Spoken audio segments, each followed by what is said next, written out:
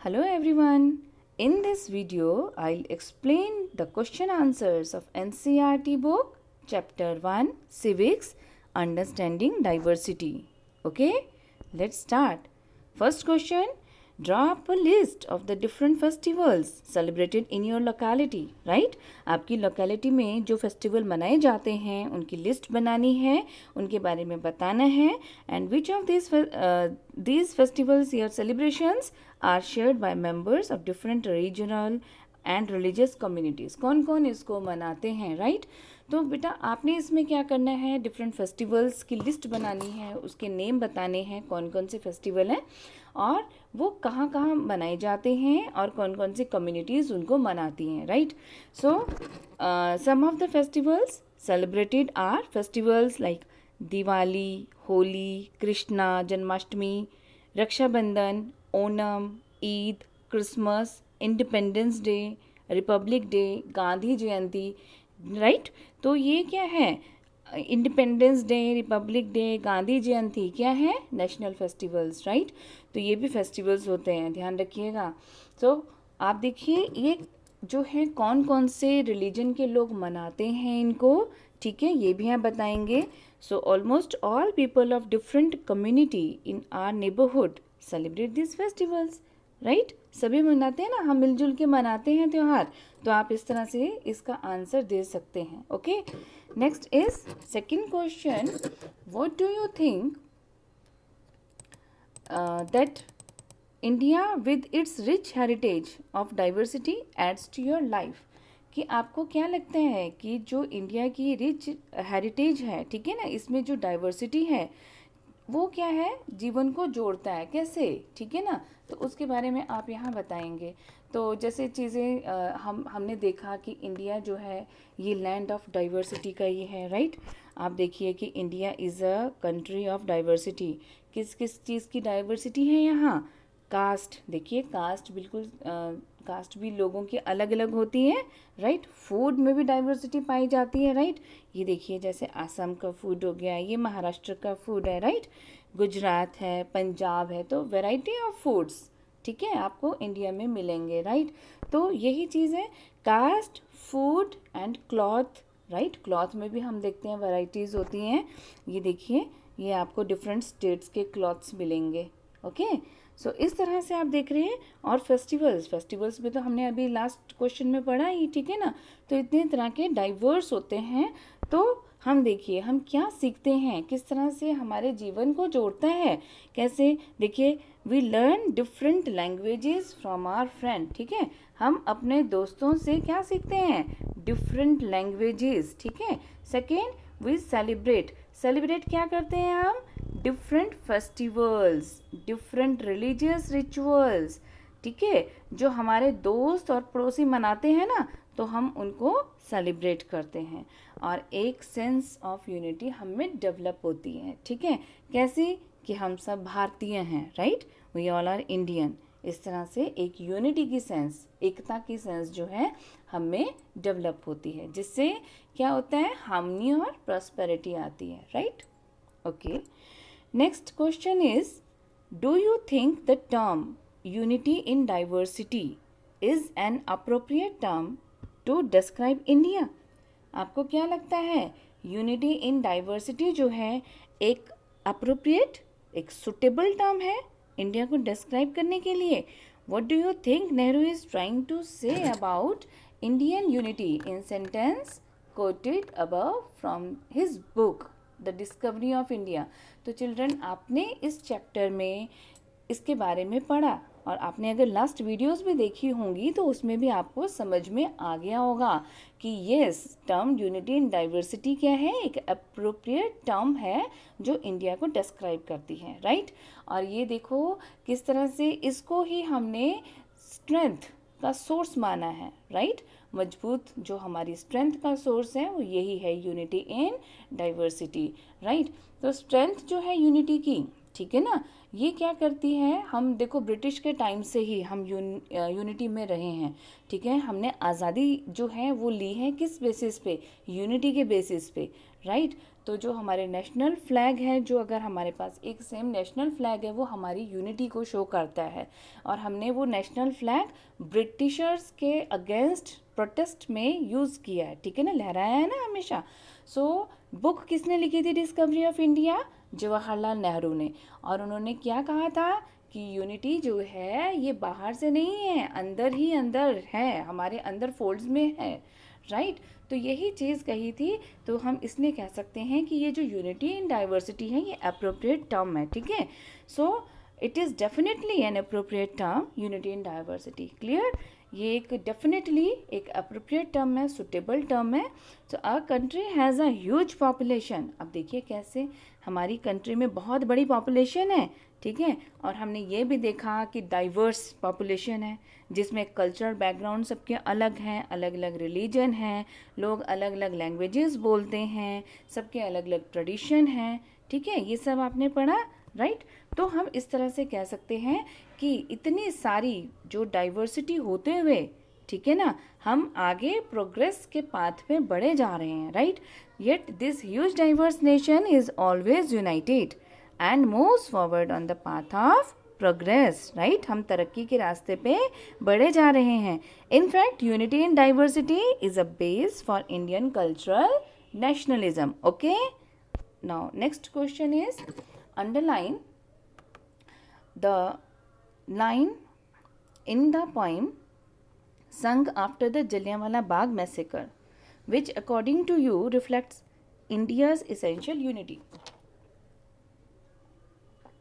तो यहाँ पे आपने एक पोइम पढ़ी थी, राइट। यहाँ पे बताया हुआ है, पूरी पोइम में आपको बताना है कि क्या चीज़ इंडिया की इसेंशियल यूनिटी को रिफ्लेक्ट कर रहा है, राइट। तो यहाँ पे this line in the poem song after the Jallianwala Bagh massacre, ध्यान रखिएगा। कौन सा लाइन कौन सी थी? The blood of Hindus and Muslims flowed together today, ठीक है। तो ये लाइन आपको मैं पोइम शो कर देती हूँ। ये पोइम है and underlined in red line, red colour, ठीक है ना। ये जो हमें शो कर रहे हैं क्वेश्चन जलियांवाला बाग मैसेकर की पोइम में, राइट। तो ये रिफ्लेक्ट करती है India's essential unity, right. The blood of Hindus and Muslims flows together today. Clear? So this is your question 4th. Now comes to the last question, right, that is question number 5th, right. सो यहाँ पे देखिए, choose another region in India and do a similar study of historical and geographical factors that influence the diversity found there, right? Are these historical and geographical factors connected to each other? आपको ये देखना है कि कितनी diversity है, historical diversities मिलेंगी, geographical factors सारे अलग अलग दिखेंगे आपको फिर ये बताना है कि ये जो हिस्टोरिकल और जियोग्राफिकल फैक्टर्स हैं एक दूसरे से इंटरकनेक्ट हैं तो कैसे, right. So let's start with the Ladakh, right. Ladakh के साथ अगर आप शुरू हो जाएं, लद्दाख आपने चैप्टर में पढ़ा था, अगर आपने वीडियोस देखी होंगी तो आपको बहुत अच्छे से याद भी होगा, राइट। तो लद्दाख क्या था? Is a desert in the mountains in the eastern part of Jammu and Kashmir, right. कहाँ था ये? ईस्टर्न पार्ट, जम्मू कश्मीर के ईस्ट हिस्से में आपको लद्दाख दिखेगा, राइट। और वहाँ पे बहुत कम एग्रीकल्चर हो रही थी, राइट। एंड क्योंकि क्या था, this region does not receive any rain, ठीक है। और इसलिए ये कोल्ड डेजर्ट भी कहा जाता है, ध्यान रखिएगा, क्योंकि snow and is covered in snow for a large part of air, ठीक है ना। बहुत लंबे समय, साल के बहुत लंबे उसमें जो है ये स्नो से कवर रहता है, तो इसको हम कोल्ड डेजर्ट भी बोल देते हैं, right. And it is good, it was considered a good trade route, ठीक है। इसको एक गुड ट्रेड रूट से भी कंसिडर किया जाता है क्योंकि it had many passes through which, passes होते हैं बहुत सारे, ठीक है, जिससे क्या है, कैरावैन जो हैं वो ट्रेवल करते हैं, ठीक है ना। कहाँ? जिसे हम आज तिब्बत बोलते हैं, right. And these Caravan carried textile and spices, और इनमें क्या जाता है, क्या कैरी करते हैं? Textile, spices, raw silk, carpet, ठीक है, एट्सेट्रा। सो आप देखिए जो यहाँ पे रिलीजन आया दैट इज बुद्धिज्म, ठीक है ना। तो Buddhism reach Tibet via Ladakh and Ladakh is also called little Tibet, Ladakh को और क्या कहा जाता है, लिटिल तिब्बत, राइट। और कौन सा धर्म आया, इस्लाम। Islam was introduced in this region more than for 100 years ago, ठीक है। And there is a significant Muslim population here, right. तो मुस्लिम पॉपुलेशन भी आपको यहाँ मिलेगी। आप देखो ज्योग्राफी ऑफ लद्दाख में आपने क्या देखा था, लोग क्या पाल रहे थे, शीप को पाल रहे थे, पश्मीना वूल, याद आया, राइट। तो पश्मीना वूल के लिए शीप को रेयर किया जाता था, ठीक है ना। तो जिससे ट्रेडर्स जो हैं यहाँ पे आते हैं, क्लियर। तो ट्रेडर्स जो यहाँ पे आ रहे हैं, तो ये आपका हिस्ट्री भी आपने देखा और ज्योग्राफी भी आपने देखा, right. So next comes to Kerala. तो केरला कौन से हिस्से में है, साउथ, ओके। तो south west corner of India, Kerala is a state. Kerala क्या है, स्टेट। लद्दाख क्या था, UT, right. So Kerala is a state in the southwest corner of India, right? And it is surrounded by sea on one side. आपने देखा था map में, ठीक है। एक तरफ क्या है, sea, और दूसरी तरफ है hills, ठीक है ना। And a number of spices, यहाँ पे क्या है, बहुत सारे spices होते हैं, just like pepper, cloves and cardamoms, right? They are grown on the hills, ठीक है। उनको जो है वो हिल्स में क्या करते हैं, ग्रो होते हैं, उनको ग्रो किया जाता है, उनके लिए वहाँ पे क्लाइमेट सुटेबल होता है, ठीक है। तो ये स्पाइसेस ही होती हैं जो क्या करती हैं, इस रीजन को एक अट्रैक्टिव प्लेस बनाती हैं ट्रेडर के लिए। ट्रेडर यहाँ पे मसाले खरीदने ज़्यादा आते हैं, right. Next is Christian, Jewish and Arab traders were the first to come here, ठीक है। तो जो धर्म थे, ठीक है, जो लोग, जो ट्रेडर थे, ट्रेडर के साथ ऑब्वियसली प्रीच भी किया इन्होंने अपना रिलीजन, राइट। तो क्रिश्चियन, ज्यूइश, अरब ट्रेडर्स जो थे वो यहाँ सबसे पहले आए। So because of all this various historical influences, people in Kerala practice different religion, ठीक है। जो लोग थे केरला के, वो क्या है, डिफरेंट रिलीजन जो प्रैक्टिस करते हैं, वहाँ पे इतने अलग अलग रिलीजन होते हैं, राइट। तो जैसे for example Judaism, Islam, Christianity, Hinduism and Buddhism, right. So both regions were influenced by Chinese and Arab traders. यहाँ पे हम दोनों रीजन बता रहे हैं, केरला और लद्दाख, ठीक है ना। तो चाइनीज और अरब ट्रेडर्स के साथ जो है इन्फ्लुएंस थे, right. So it was the geography, ठीक है, ये ज्योग्राफी है केरला की, ठीक है। एक तरफ हिल्स देखा आपने, ठीक है ना, जो अलाउ क्या करती है, कल्टीवेशन ऑफ स्पाइसेस, ठीक है। स्पेलिंग ठीक कर दीजिएगा।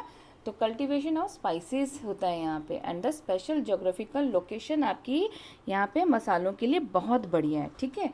तो इस तरह से हम कह सकते हैं कि हिस्ट्री और geography often tied in the cultural life of a region, right. तो एक एग्जाम्पल हम और ले लेते हैं उत्तराखंड की, ठीक है। तो हम उत्तराखंड में रह रहे हैं, तो ज्योग्राफिकल फैक्टर देख लेते हैं, ठीक है। ज्योग्राफिकल फैक्टर क्या है, जैसे simply heaven Uttarakhand is known for its beauty of Himalaya, ठीक है। हिमालय की ब्यूटी से जाना जाता है। और यहाँ पे जो एरियाज़ हैं, भाबर तराई ग्रासलैंड्स हैं, ठीक है ना। ये ज्योग्राफिकल अगर हम उसे डिस्क्राइब करना चाहते हैं तो हम इस तरह से करेंगे, राइट।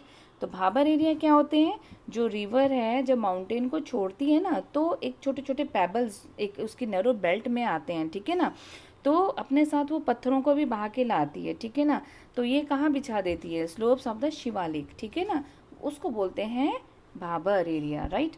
सो जैसे आप देख रहे हैं ये हिमालय है और इसके बाद जो शिवालिक के नीचे है, ठीक है, साउथ में भाबर एरिया आपको मिलेगा, राइट।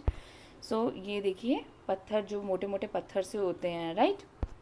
उसके बाद देखिए तराई एरिया कैसा होता है, narrow belt of wet swampy marshy region, दलदल थोड़ा एरिया सा होता है ये साउथ भाबर के बेल्ट के साउथ में, ठीक है ना। जहाँ पहले ऊपर शिवालिक हमने देखा हिमालय था, शिवालिक रेंज आई, उसके बाद भाबर एरिया, फिर उसके बाद तराई एरिया, राइट। सो ये क्या होता है, थिकली फॉरेस्ट रीजन होता है जहाँ पे वाइल्ड लाइफ होती है, ठीक है ना। और but forest have been clear for agricultural land, लेकिन जंगलों को साफ किया जाता है एग्रीकल्चर करने के लिए, राइट। सो ये देखिए भाबर के साउथ में तराई है, राइट। और इसको हम क्या बोलते हैं? देवभूमि। उत्तराखंड को हम क्या बोलते हैं? देवभूमि, जिसका नाम है लैंड ऑफ द गॉड्स, ठीक है, क्योंकि यहाँ पे बहुत हिंदू टेम्पल्स हैं और पिलग्रिमेज सेंटर्स, आपको तीर्थ यात्री, ठीक है ना, तीर्थ यात्रा जो भी केंद्र होते हैं तो यहाँ पे होते हैं, राइट। सो आप देख रहे हो बहुत से सेक्रेड प्लेसेस जैसे हरिद्वार, ऋषिकेश, केदारनाथ, बद्रीनाथ, गंगोत्री, यमुनोत्री, उत्तरकाशी, देवप्रयाग, तो इतने सारे पवित्र स्थानों की भूमि है, ठीक है। और मेजर पॉपुलेशन जो होती है वो किस पे डिपेंड करती है? एग्रीकल्चर, ठीक है, और टूरिज्म हो गया, राइट। उसके बाद अगर हम हिस्टोरिकल फैक्टर पे देखें तो ये जो हमारे हिंदू स्क्रिप्चर्स हैं, हमारे जो ग्रंथ हैं, ठीक है ना, इसमें यहाँ पे इसको कंबाइंड रीजन कहा गया, केदारखंड एंड मानस खंड, ठीक है। तो क्या कहा जाता है? लैंड ऑफ गॉड्स, जिसका मतलब होता है देवभूमि, राइट। और पिलग्रिम भी वही सब जगह से आते हैं। फ्रॉम पिलग्रिम कौन होते हैं? तीर्थयात्री, ठीक है ना। तो ये जो है इंडिया के सभी पार्ट से आते हैं, इंडिया ही नहीं बल्कि वर्ल्ड के सभी पार्ट से आते हैं, ठीक है। और इन रीजन्स की वो विजिट करते हैं, राइट, ताकि साल्वेशन की प्राप्ति हो उन्हें और उन्हें पापों से मुक्ति मिले, राइट, इसलिए लोग आते हैं यहाँ। तो आप देखिए डिफरेंट रिलीजन के लोग आते हैं, ठीक है ना। तो इस तरह से आपने देखा कि अलग अलग रिलीजन, हिंदू, सिख, मुस्लिम, क्रिश्चियन, जैन्स, ठीक है ना, ये सारे रिलीजन्स यहाँ मिलेंगे। और फेस्टिवल जो है कुंभ मेला, फूल दही हिंदूज का, ईद मुस्लिम्स का, क्रिश्चियन जो है ये क्रिसमस मनाते हैं, राइट। सो ये इस तरह से आपने देखा कि किस तरह से आपके ये जो बोथ हिस्टोरिकल और ज्योग्राफिकल फैक्टर्स जो हैं एक दूसरे के साथ कनेक्ट होते हैं, right children. Now hope you must have understood. Till next time, take care. Thank you.